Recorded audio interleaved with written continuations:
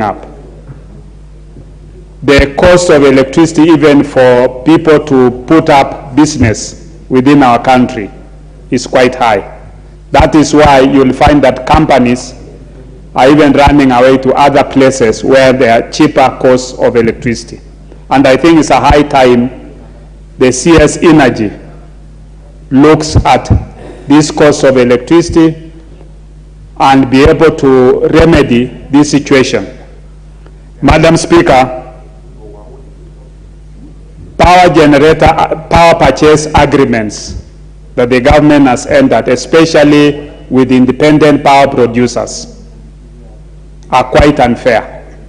Because you look at especially diesel generators that were started some times back, where you enter into agreements that are lasting as close to 25 years.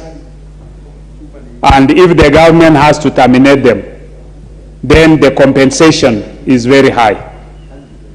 Yet we continue investing in other cheaper sources of energy, like geothermal. We continue investing in hydro. We continue investing in solar.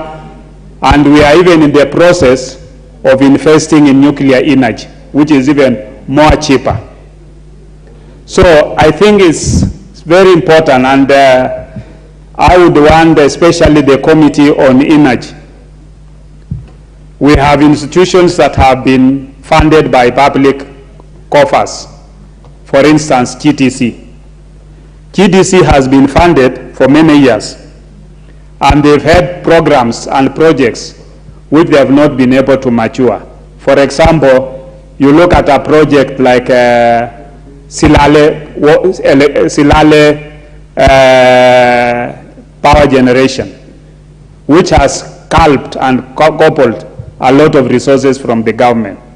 Yet up to date, we've not produced a single megawatt of energy. Yet we continue funding GTC. I think it's a high time that money for value for money is able to be looked into. We have other institutions like KenGen, which have been doing very well. They set up hydroelectric power, they have done energy production, they've even gone into producing power in neighboring countries like Ethiopia at a lower cost. This is government institution that sells power at a cheaper cost compared with the high cost diesel generators, the high cost other forms of energy like wind energy, which actually coupled we have the Loyangalani wind energy, which coupled a lot of money. And when you look at the Auditor General's report, it reports that there was signed contractual agreement in such a way that the government compensated the contractors at a loss.